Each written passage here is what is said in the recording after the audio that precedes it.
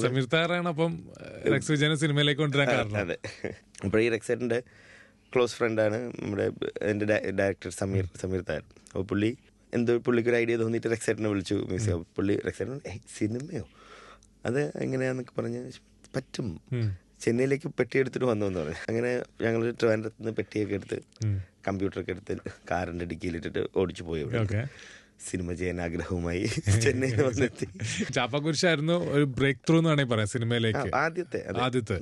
അപ്പം salt and pepper ആണ് ഒരു ബ്രേക്ക് ത്രൂ സോങ് എന്ന് സിംഗർ ഋതുലാണ്. പക്ഷെ ബ്രേക്ക് തന്ന സോങ് സോൾട്ട് പെപ്പർ എന്ന് പറയാം. പ്രേമിക്കുമ്പോൾ പറഞ്ഞ പാട്ടാണ് അത്. ആ സമയത്ത് ഞാൻ ഈ ഔട്ട്കാസ്റ്റ് വോക്കൽസ് ഇറങ്ങിയ സമയമായിരുന്നു.